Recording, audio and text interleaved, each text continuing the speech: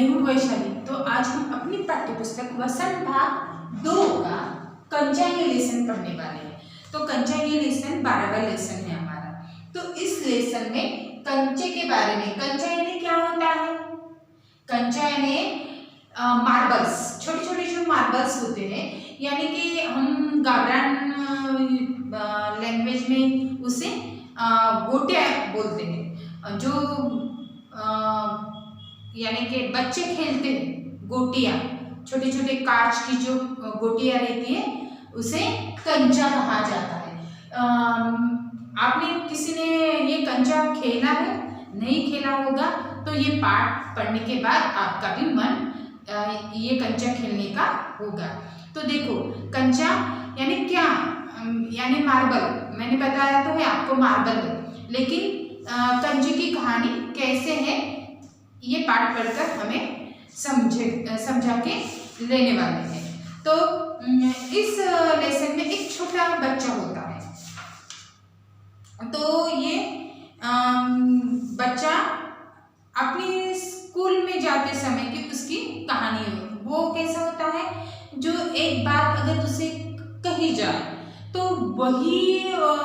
वही उसके आधार पर ही वो सोचने लगता है, वही वो पकड़ कर बैठता है। समझो कि एक आध बार उसने एक आधी कहानी सुनी तो वो उसी के बारे में सोचता रहता है। देखो, तो हम इस लेसन को पढ़ने वाले हैं। वह नीम के पेड़ों की घनी छांव से होता हुआ सियार की कहानी का मजा लेता आ रहा था। देखो, वो एक नीम के छांव में से गुजर रहा था। तो ये कैसे गुजर रहा था? सियार की कहानी का मजा लेता हुआ। हिलते डुलते उसका बस्ता दोनों तरफ झूमता खनकता था।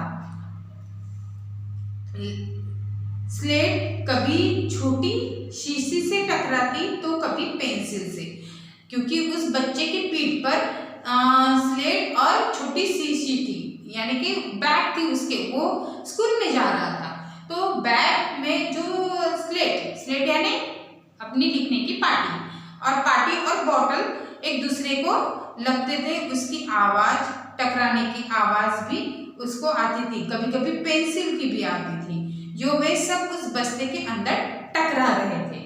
मगर वह न कुछ सुन रहा था न कुछ देख भी रहा था। उसका पूरा ध्यान कहानी पर केंद्रित था, क्योंकि उसने सियार और एक कौवे की कहानी सुनी थी। सियार बहुत चतुर था और कौवा मूर्ख था। तो देखो, मजेदार कहानी थी वो कौवे और सियार की। सियार कौवे से बोला, प्यारे कौवे, एक गाना गा, न तुम्हारा गाना सुनने के लिए तरस रहा हूँ। कौवे ने गाने के लिए मुंह खोला तो रोटी का टुकड़ा जमीन पर गिर पड़ा। सियार उसे उठाकर 9-2-11 हो गया, यानी कि 9-2-11 हो गया, यानी कि भाग गया। ये मुहावरा हो गया यहाँ पे। देखो, तो वो कौन सी कहानी में मगन था? तो वो सियार और कौवे की कहानी में। इसमें सियार एक चतुर है और कौवा कैसे मूर्ख पक्षी है। तो वो सियार क्या कहता है उसको कि कौवा, तुम तो बहुत ही अच्छे से गाना गा सकते हो। तो कौवे ने क्या किया कि गाना गाने के लिए अपना मुंह खोला, और कौवे के मुंह में क्या होती है? रोटी होती है। तो वैसे जैसे ही उसने गाना गाने के लिए मुंह खोला तो वो रोटी नीचे गिर पड़ी और सियार वो रोटी उठाकर वहां से भाग गया। वह जोर से हंसा, बुद्धू कौवा, यानी वो चिढ़ाने लगा सियार उसको। फिर वह चलते चलते दुकान के सामने पहुंचा। वहां अलमारी में कांच के बड़े बड़े जार कतार में रखे थे। तो ये कहानी को ध्यान में रखते रखते ही वो एक दुकान की सामने आ गया। तो उस अलमारी में कांच के बड़े बड़े जार, यानी कि भरनियां थी। तो उसमें चॉकलेट, पिपरमेंट की गोलियां और बिस्कुट भी थे, लेकिन उसकी नजर उनमें से किसी पर नहीं पड़ी। क्यों देखे? क्योंकि उसके पिताजी उसे वो चीजें बार बार ला देते थे। वो उसको उन चीजों की जरूरत ही नहीं थी, इसलिए। फिर भी एक नए जार ने उसका ध्यान आकृष्ट, यानी कि आकर्षित कर दिया। वह कंधे से लटकते बस्ते का फीता एक तरफ हटाकर उस जार के सामने खड़ा टुकुर टुकुर ताकता, यानी कि एक जैसा उस भरनी की तरफ वो देखने के लगा। नया नया लाकर रखा गया है, उससे पहले उसने वह चीज यहाँ नहीं देखी थी, क्योंकि उसने वो पहले कभी भी नहीं देखी थी। वो जार में जो चीज देखी थी ना, उसने वो चीज कभी भी नहीं देखी थी। पूरे जार में कंचे थे, तो वो क्या थे? कंचे थे, गोलियां थी। हरी लकीरें वाली बढ़िया सफेद गोल कच्चे, बड़े आंवले जैसे, कितने खूबसूरत है। वो कैसे कलर के थे? हरे, लाल, सफेद, उसमें लाइनिंग थे, लकीरें खींचे वाली थी उसमें, तो वो बहुत दिखने को भी अच्छे थे। अब तक ये कहाँ थे? शायद दुकान के अंदर थे। अब दुकानदार ने दिखाने के लिए बाहर रखा होगा, ऐसे उसने सोचा। उसके देखते देखते जरा बड़ा होने लगा, वह आसमान सा बड़ा हो गया, तो वह भी उसके भीतर आ गया। वहाँ और कोई लड़का तो नहीं था, फिर भी उसे वही पसंद था। छोटी बहन के हमेशा के लिए चले जाने के बाद वह अकेले ही खेलता था, यानी कि लेकिन वो खेलने के लिए वो लेता था, लेकिन उसके साथ खेलने के लिए कोई था क्या? नहीं था, क्योंकि उसकी छोटी बहन गुजर गई थी, तो उसके साथ खेलने के लिए कोई नहीं था। तो उसको अकेले ही खेलने की आदत हो गई थी, क्योंकि उसकी बहन की मृत्यु हो गई थी। वह कंचे चारों तरफ बिखेरता मजे में खेलता रहा। तभी एक आवाज आई, दुकानदार की आवाज आई, लड़के तू उस जार को नीचे गिरा देगा। दुकानदार ने क्या किया? अरे लड़के तू उस जार को गिरा देगा, लड़के तू जार को नीचे गिरा देगा। वह चौंक उठा। जार अब छोटा बनता जा रहा था। छोटे जार में हरी लकीरें वाले सफेद गोल कंचे, छोटे आंवले जैसे, सिर्फ 2 जने वहाँ है, वह और बूढ़ा दुकानदार। दुकानदार के चेहरे पर कुछ चिड़चिड़ाहट थी। दुकानदार चिड़चिड़ाहट यानी कि चिढ़ा हुआ था, और उसे वो बोल रहा था गुस्से से, मैंने कहा ना, जो चाहते हैं वह न निकाल कर दूँ। तो वह उदास हो अलग खड़ा रहा, यानी उदास होकर, यानी कि नाराज होकर वो बाजू में खड़ा रहा। क्या कंचा चाहिए? दुकानदार ने जार का ढक्कन खोलना शुरू किया। उसने निषेध में सिर हिलाया, निषेध यानी नकार दिया। लेकिन उस लड़के का नाम क्या था? वो आपको मालूम है क्या? अप्पू था।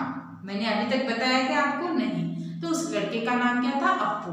तो वो निराश होकर उसने मान हिलाई नहीं। तो फिर सवाल खूब रहा, क्या उसे कंचा चाहिए? क्या चाहिए उसे खुद मालूम नहीं है। जो भी हो, उसने कंचे को छूकर देखा। जार को छूने पर कंचे का स्पर्श करने का एहसास हुआ। अगर वह चाहता तो कंचा ले सकता था, लेकिन वो कंचा खरीद भी सकता था। उसके पास पैसे नहीं थे ऐसा नहीं था। लिया होता तो स्कूल की घंटी सुनकर वह बस्ता थामे हुए दौड़ पड़ा। लेकिन तभी वो कंचे को देख रहा था, तभी स्कूल की घंटी बजे, तब उसको याद आया कि मुझे स्कूल में जाना है, इसलिए वो वहां से कंचा नहीं लिए बिना ही वैसे ही भाग गया। स्कूल की देर से पहुंचने वाले लड़कों के पीछे बैठना पड़ता है, यानी कि स्कूल में जो देर से पहुंचता है वो सबसे पीछे जाकर बैठता है। तो उस दिन वह वही सबके बाद पहुंचा था, क्योंकि उसको लेट हुआ था, क्योंकि वो कंचे की दुकान में गया था, इसलिए उसको लेट हुआ था। इसलिए वह चुपचाप पीछे की बेंच पर बैठ गया। सब अपनी अपनी जगह पर है। रामन अगली बेंच पर है, वह रोज समय पर आता है, इसलिए वो आगे बैठता है। तीसरी बेंच के आखिर में मल्लिका के बाद अम्मू बैठी है। जॉर्ज दिखाई नहीं पड़ता था, वो अपने मित्र जॉर्ज को ही देख रहा था, लेकिन वो कहीं भी उसको नहीं दिख रहा था। लड़कों के भी जॉर्ज ही सबसे अच्छा कंचे का खिलाड़ी है। कितना भी बड़ा लड़का उसके साथ खेले, जॉर्ज उसे मार खाएगा। हारने पर यो ही विदा नहीं हो सकता। हारे हुए को अपनी बंद मुट्ठी जमीन पर रखनी होगी, तब जॉर्ज कंचा चलाकर बंद मुट्ठी के जोड़ों की हड्डी तोड़ेगा। यानी जॉर्ज जो उसका मित्र था वो कंचा बहुत ही अच्छे खेलता था, तो वो कोई भी बड़ा बच्चा हो उसके साथ भी वो हारता नहीं था, वो बहुत ही अच्छे से खेलता था। और हारने के बाद वो ऐसे ही आसानी से उसे नहीं छोड़ता था, वो उसे पनिशमेंट भी करता था। देखो जॉर्ज क्यों नहीं आया? अरे हाँ, जॉर्ज को तो बुखार है। जॉर्ज क्यों नहीं आया था स्कूल में? क्योंकि उसे बुखार था। उसे रामन ने यह सूचना दी थी। उसने मल्लिका को सब बताया था। जॉर्ज का घर रामन के घर के रास्ते में पड़ता है। अप्पू कक्षा की तरफ ध्यान नहीं दे रहा था और कक्षा में अध्यापक आने के बाद वो पढ़ा रहे थे, लेकिन अप्पू का ध्यान उनकी तरफ था क्या? नहीं था। मास्टर जी उसने हड़बड़ी में पुस्तक खोलकर सामने रख ली। रेलगाड़ी का सबक था।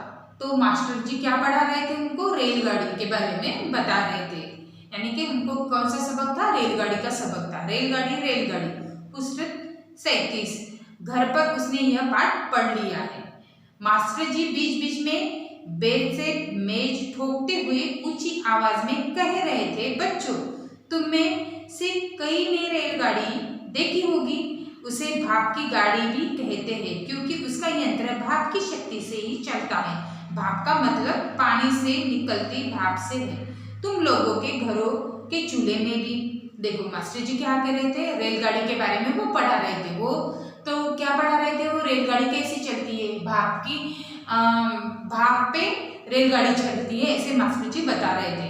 क्योंकि आपके घर के चूल्हे पर भी भाप आती है, ऐसे वो बता रहे थे। तो अप्पू ने भी सोचा रेलगाड़ी। उसने रेलगाड़ी देखी है, जुग जुग यही रेलगाड़ी है। वह भाप की भी गाड़ी का मतलब। मास्टर जी की आवाज अब कम ऊंची थी क्योंकि वो कभी कभी आवाज चढ़ाकर पढ़ाते थे, कभी आवाज धीमी कर लेते थे और अपने उनके पास एक लकड़ी थी, वो बजा बजा कर भी वो पढ़ा रहे थे। वे रेलगाड़ी के हर एक हिस्से के बारे में समझा रहे थे।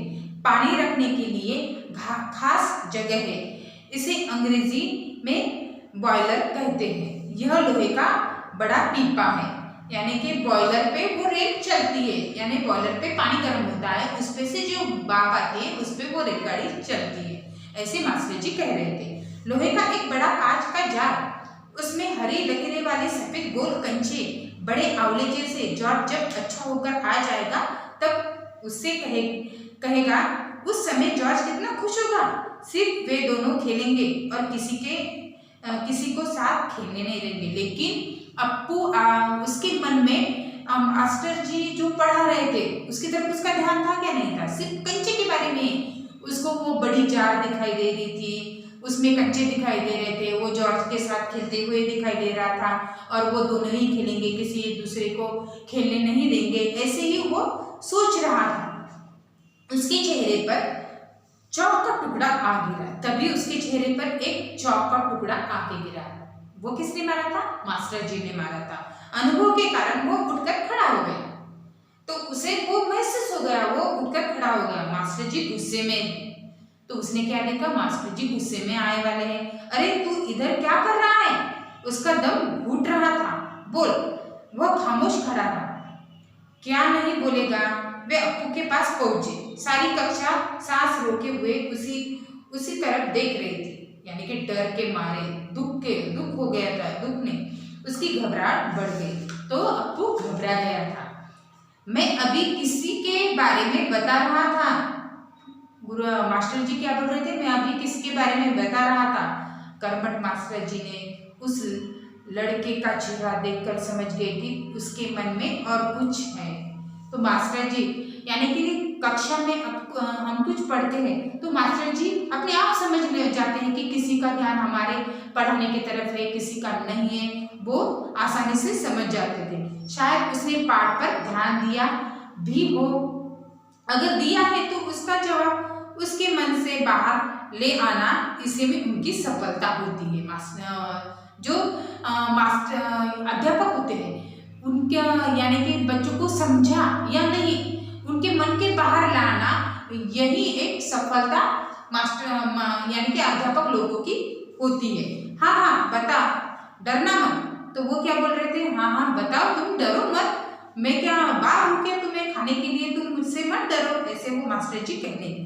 मास्टर जी ने देखा अप्पू की जबान पर जवाब था। हाँ हाँ, वह कांपते हुए बोला, कंचा। तो उसने आसानी से जवाब दे दिया, कंचा, क्योंकि वो कंचे के बारे में ही सोच रहा था ना। तो कंचा वो सकपका गए। कक्षा में भूचाल आ गया। स्टैंड अप, तो गुरुजी को गुस्सा आ गया। जो मास्टर जी थे उनको बहुत ही गुस्सा आ गया। उनको लगा मैं क्या पढ़ा रहा हूँ और ये क्या बता रहा है। मास्टर साहब की आंखों में चिंगारियां सुलग रही थी, यानी गुस्से से लाल हो गए थे उनकी आंखें। अप्पू रोता हुआ बेंच पर चढ़ गया। मास्टर जी ने क्या कहा, स्टैंड अप, तो वो बेंच पर खड़ा हो गया। पड़ोसी कक्षा की टीचर ने दरवाजे से झांक कर देखा। उनकी आवाज इतनी ऊंची हो गई थी कि पड़ोस में जो क्लास में पढ़ा रहे थे मास्टर, वो भी उन्होंने भी झांक कर देखा था। फिर सम्मिलित हंसी। रोकने की पूरी कोशिश करने पर भी वह अपना दुख रोक नहीं सका। सुबकता रहा। रोते रोते उसका दुख बढ़ता ही गया। फिर उसे बहुत ही ज्यादा रोना आने लगा। सब उसकी तरफ देख देख कर उसकी हंसी उड़ा रहे थे, रामन, मल्लिका सब। और उसके जो क्लास के कक्षा के जो सहपाठी थे वो उसकी मजा उड़ा रहे थे, क्योंकि उसने उत्तर गलत दिया था तो उसको चिढ़ा रहे थे। बेंच पर खड़े खड़े उसने सोचा, दिखा दूंगा सबको, जॉर्ज को तो आने दो। जॉर्ज जब आए, जॉर्ज के आने पर वह कंचे खरीदेगा। इनमें से किसी को वह खेलने नहीं बुलाएगा। कंचे को देख ये ललचाएंगे, इतना खूबसूरत कंचा है। खूबसूरत यानी क्या, सुंदर होता है। तो वो सब उसके मन में सबके बारे में घृणा निर्माण होने लगी। यानी कि वो कहने लगा, जॉर्ज को तो आने दो, जॉर्ज और मैं कंचे खेलूंगा और इन सब लोगों को मैं कंचा खेलने के लिए नहीं आने दूंगा, और ये कंचे देखकर मेरी तरफ आकर्षित होंगे, ऐसे उसे लगता है अप्पू को। हरी लकीरें वाले सफेद गोल कंचे, बड़े आंवले जैसे। तब शक हुआ, कंचा मिले कैसे, क्या मांगने पर दुकानदार देगा। जॉर्ज को साथ लेकर पूछे तो नहीं दे तो किसी को शक हो तो पूछ लो। मास्टर जी ने उस घंटे का सबक समाप्त किया। मास्टर जी का उस दिन का पूरा पढ़ाना हो गया था। क्या किसी को कोई शक नहीं? अप्पू की शंका अभी दूर नहीं हुई थी। वह सोच रहा था, क्या जॉर्ज को साथ ले चलने पर दुकानदार कंचा नहीं देगा? अगर खरीदना ही पड़े तो कितने पैसे लगेंगे? मास्टर जी ने किसी बच्चों को पूछा, किसी को अगर कुछ प्रॉब्लम होगी तो मुझे बता। लेकिन अप्पू के मन में वो कंचे के बारे में नहीं चल रहा था, तो वो क्या कह रहा था, दुकानदार कंचा देगा या नहीं, जॉर्ज को साथ में लेके जाने के बाद वो कंचा देगा, ऐसे वो सोच रहा था। वो उस सबक के बारे में नहीं सोच रहा था। रामन ने मास्टर जी से सवाल किया और उसे सवाल का जवाब मिल भी गया। अम्मीली ने शंका का समाधान कराया। कई छात्रों ने यह दोहराया। अप्पू क्या सोच रहे हो? मास्टर जी ने पूछा। मास्टर जी ने फिर से अप्पू से पूछा कि तुम क्या सोच रहे हो? पूछ लो ना, शंका क्या है? शंका जरूर है। क्या जॉर्ज को साथ ले चलने पर दुकानदार कंचे देगा? नहीं तो कितने पैसे लगेंगे? क्या 5 पैसे में मिलेगा, 10 पैसे में? क्या सोच रहे हो? पैसे क्या? कितने पैसे चाहिए? किसके लिए? वो कुछ नहीं बोला। हरी लकीरें वाले सफेद गोल कंचे उसके सामने से फिसलते गए। मास्टर जी ने पूछा, क्या रेलगाड़ी के लिए तुम्हें पैसे चाहिए? ऐसे उसने पूछा। बेवकूफ, रेलगाड़ी को पैसे से खरीद नहीं सकते, अगर मिले तो उसे लेकर क्या करेगा? बेवकूफ यानी क्या, पागल होता है। तो वह खेलेगा, जॉर्ज के साथ खेलेगा, रेलगाड़ी नहीं कंचा। तो वो क्या सोचने लगा, रेलगाड़ी नहीं, मैं कंचा ही खेलूंगा। चपरासी। तभी ऐसे में एक यानी कि जो वो स्कूल में पढ़ता था, उस स्कूल का चपरासी प्यून वहां पे एक नोटिस लेकर आ गया। मास्टर जी ने कहा, जो फीस लाए हैं वे ऑफिस में जाकर जमा कर ले। तो बहुत से छात्र गए। राजन ने जाते जाते अप्पू के पैर में चिकोटी काट ली, यानी चिमटी ले ली, उसको चिढ़ाया उसने पैर, छात्र यानी क्या होता है, स्टूडेंट होता है, उसने पैर खींच लिया। उसे याद आया उसे भी फीस जमा करनी है। तो अप्पू को भी याद आया कि मुझे भी फीस जमा करनी है। पिताजी ने उसे 1.5 रुपये फीस जमा करने के लिए दिए थे। उसने अपनी जेब टटोल कर देखा। 1 रुपये का नोट और 50 पैसे का सिक्का था। वह बेंच से उतरा। किधर? मास्टर जी ने पूछा। तो मास्टर जी ने उसे उतरने दिया क्या? नहीं उतरने दिया। फिर से कहा stand up on the bench, यानी कि बेंच पे ही तुम खड़े रहो, तुम मत उतरो, ऐसे मास्टर जी ने उसे कहा। उसके कंठ से खुशी के बुलबुले उठे। फीस देनी है? फीस मत देना, मास्टर ने कहा। वह झिझकता रहा। ऑन द बेंच, वो बेंच पर चढ़कर रोने लगा। क्या भविष्य में कक्षा में ध्यान से पढ़ेगा? ध्यान ध्यान दूंगा। वह दफ्तर गया। दफ्तर में बड़ी भीड़ थी। बच्चों, एक एक करके आओ, क्लर्क बाबू बता रहे हैं। पहले मैं आया मैं यूं आया हूँ। मेरे बाकी पैसे? इस शोरगुल में अप्पू दूर खड़ा रहा। तो वहां पे वो ऑफिस में जाने के बाद उसे बहुत ही भीड़ दिखाई दी, तो वो दूर ही खड़ा रहा था। रामन ने फीस जमा की, मल्लिका ने जमा की, अब थोड़े से लड़के ही बचे हैं। वह सोच रहा था जॉर्ज को साथ लेकर चलूं तो देगा ना, शायद दे, नहीं तो कितने पैसे लगेंगे? 5 पैसे, 10 पैसे, हरी लकीरें वाले गोल सफेद पंचे। घंटी बजने पर फिर जमा किए हुए सभी बच्चे उधर से चले। वह भी चला, मानो नींद से जागकर चल रहा। क्या सब फीस जमा कर चुके? कक्षा छोड़ने के पहले मास्टर जी ने पूछा। वह नहीं उठा। शाम को थोड़ी देर इधर उधर टहलता रहा। लड़के गली मिट्टी में छोटे गड्ढे खोद कर कंचे खेल रहे थे। वह उसके पास नहीं गया। तो शाम के समय में बच्चे इधर उधर कंचे खेल रहे थे, लेकिन अप्पू उनके पास नहीं गया। फटाक से सींचे थामे उसने सड़क की तरफ देखा। वहां उस मोड़ पर दुकान है। दुकान में अलमारी, बाहर खड़े खड़े छू सकेगा। अलमारी में शीशे के जार है, उनमें एक जार में पूरा बस्ता कंधे पर लटकाए वह चलने लगा। दुकान नजदीक आ रही है, उसकी चाल की तेजी बढ़ी। वह अलमारी के सामने खड़ा हो गया। दुकानदार हंसा। उसे मालूम हुआ कि दुकानदार उसके इंतजार में है। वह भी हंसा। कंचा चाहिए है ना? उसने सिर हिलाया। दुकानदार जार का ढक्कन जब खोलने लगा तब अप्पू ने पूछा, अच्छे कंचे हैं ना? तो अप्पू ने दुकानदार से क्या पूछा? ये अच्छे कंचे हैं ना? बढ़िया, फर्स्ट क्लास कंचे हैं ये तो। तुम्हें कितने कंचे चाहिए? ऐसे दुकानदार ने अप्पू से पूछा। कितने कंचे चाहिए? कितने चाहिए? कितने? उसने जेब से हाथ डाला। 1 रुपया और 50 पैसे हैं। उसने वो निकाल कर दिखाया। दुकानदार चौंका, क्योंकि इतने सारे पैसे के ये कंचे लेकर करेगा क्या? लेकिन दुकानदार भी कभी बच्चा था, इसलिए उसने सोचा कि सब बच्चे मिलकर ये ले रहे होंगे, तो उसने वो कंचे उसको दे दिए। पहले कभी किसी लड़के ने इतनी बड़ी रकम से कंचे नहीं खरीदे थे।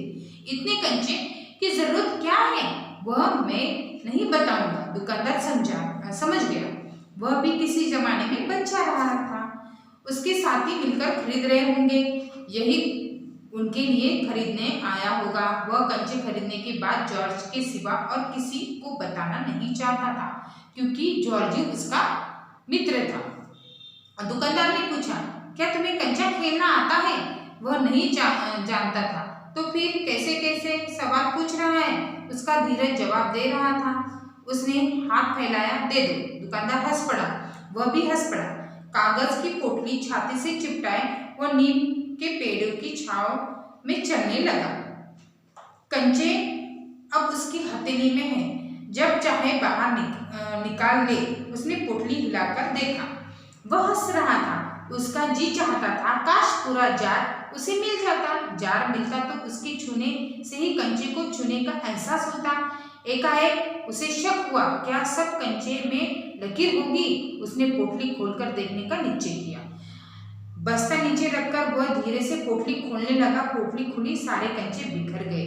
वे सड़क के बीचों बीच पहुंच गए। लेकिन उसके मन में शंका थी क्योंकि सब कंचे में लकीर होगी क्या? तो वो बस्ता बाजू में रखा उसने और वो कंचे की पोटली खुलकर देखना चाहता था। तो क्या हुआ? वो पूरे कंचे नीचे बिखर गए, यानी कि नीचे गिर गए। वो क्षण भर सपकाने के बाद वह उन्हें चुनने लगा। हथेली भर गई। वह चुने हुए कंचे कहाँ रखे? स्लेट और किताब बस्ते से बाहर रखने के बाद कंचे बस्ते में डालने लगा। 1 2 3 4 ऐसे काउंटिंग करते हुए वो कंचे बस्ते में डालने लगा। तो एक कार सड़क पर ब्रेक लगाए रही थी, तो उधर से एक कार आ गई। तो वह उस वक्त भी कंचे चुनने में मग्न था, यानी व्यस्त था।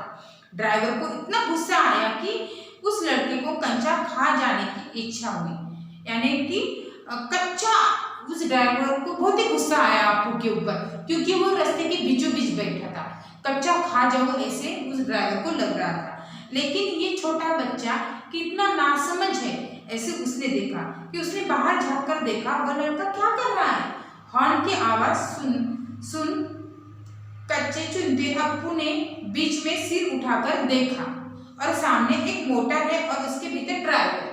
उसने सोचा क्या कच्चे उसे भी अच्छे लग रहे हैं, शायद वह भी मजा ले रहा है। तो अप्पू को क्या लगा, शायद उस ड्राइवर को भी ये कंचे बहुत ही अच्छे लगे हैं, इसलिए वो देख रहा है मेरी तरफ, उसे ऐसा लगा।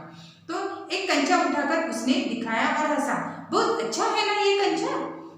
ड्राइवर को गुस्सा हवा में हो गया, यानी कि वो उसका गुस्सा गायब हो गया। उसको लगा कितना नासमझ बच्चा है, मैं उसके ऊपर गुस्सा हो रहा तब भी वो हंसकर मुझे जवाब दे रहा है।